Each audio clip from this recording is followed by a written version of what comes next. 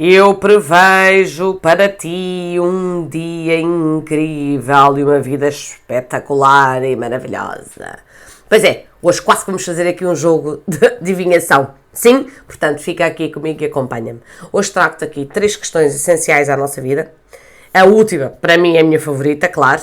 E, portanto, fica até ao final do vídeo para acompanhares. O que é que realmente nós fazemos na nossa vida? Como é que nós temos os nossos processos de aprendizagem? Como é que nós sabemos aquilo que nós sabemos? Como é que nós realmente nos desenvolvemos enquanto pessoas? Este é o tema que eu te trago aqui hoje.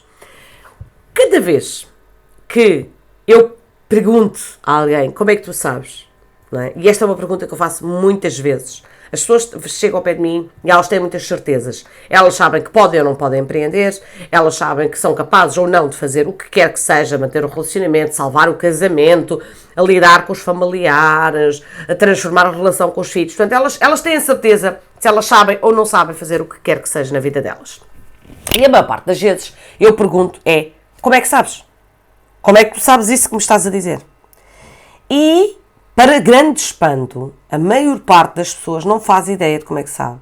A resposta é, porque sei, porque já vi esta história, porque a minha mãe já fez, porque o meu pai, porque já aconteceu no passado. Então, eu gostava de refletir aqui contigo. Como é que nós sabemos aquilo que nós sabemos? Esta é a nossa primeira grande pergunta. Como é que nós sabemos aquilo que nós sabemos? E o mais engraçado é que nós sabemos aquilo que nós sabemos através das pessoas que nos rodeiam. Começamos por adotar, nós adotamos, quase que apadrinhamos crenças, comportamentos, ideias, valores, ideais das pessoas que nos rodeiam, certo? São elas que trazem, que nos transmitem isto. E nós vamos adotando. Nós temos alturas em que adotamos as coisas que nos impedem, inclusivamente, nós de avançar. Há momentos em que as pessoas querem empreender e elas dizem assim: Patrícia, eu tenho medo de empreender, eu sei que isto não é fácil, eu sei que isto pode não correr bem. E eu pergunto, como é que sabes? Porque tenho um tio que já empreendeu, porque eu vejo a minha irmã que empreende, porque vejo o meu cunhado. Ou seja, as pessoas não fazem ideia, elas ainda não experimentaram, elas ainda não viveram aquilo. Só que elas agarram na experiência dos outros e transportam-na para si. É quase como se fosse uma transferência de conhecimento pela experiência do outro. E está tudo certo para nós agarrarmos na experiência do outro, observarmos e trazermos para a nossa realidade. O que não pode ser é transformar aquela experiência em conhecimento interno, num recurso meu, sem eu nunca ter feito. É necessário nós fazermos as coisas. Certo? É necessário nós darmos os passos na direção daquilo que nós acreditamos, na direção daquilo que nós defendemos, enfim, tudo mais.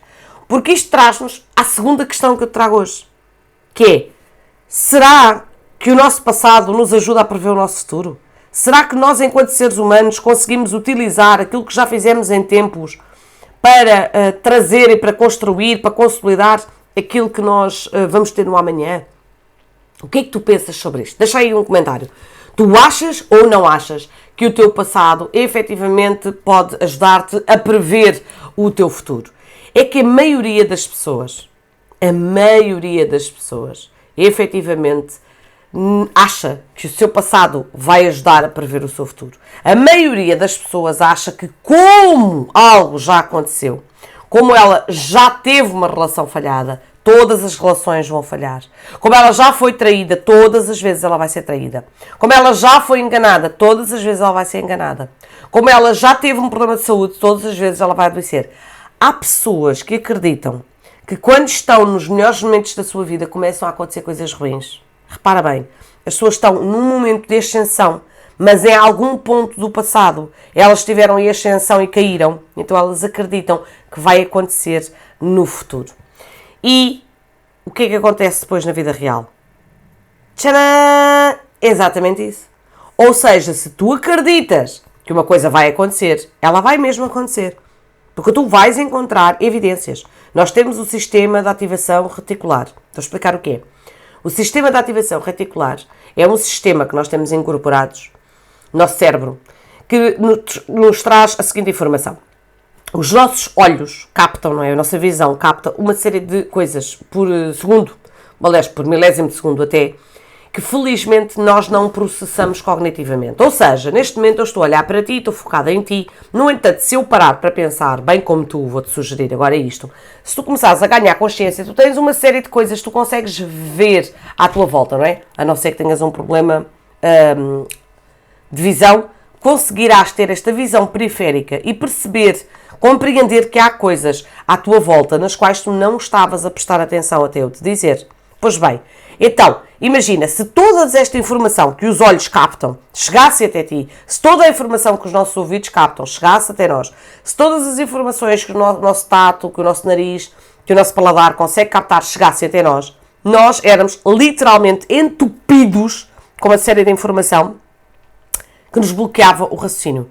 Bloqueava-nos a nossa capacidade de pensar, a nossa capacidade de manter esta função executiva. Então, só chega até nós algumas coisas. E como é que o nosso cérebro faz esta escolha? O nosso cérebro é quase como se fosse o Google. Então, quando eu coloco, por exemplo, a palavra P no meu Google, vai aparecer as minhas pesquisas, aquelas que eu fiz com P. Se tu meteres a letra P, vão aparecer as tuas pesquisas. Então, o Saara é igual. Ele vai trazer até nós aquilo que ele sabe que são as nossas preferências. E onde é que estão as nossas preferências? No nosso foco, naquilo que nós focamos, naquilo que nós procuramos.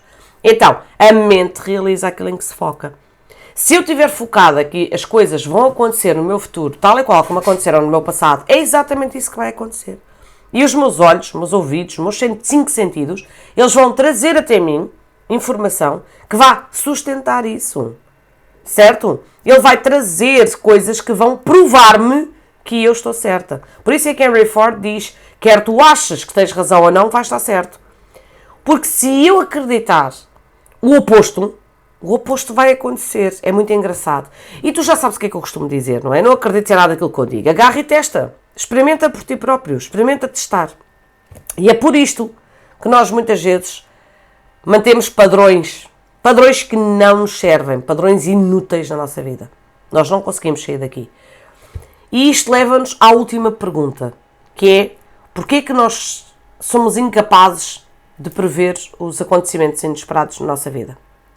Se nós até aplicamos isto, e eu acabei de dizer que aplicamos, nós até prevemos o nosso futuro através do nosso passado, então porquê que, mesmo assim, nós não conseguimos prever os acontecimentos inesperados?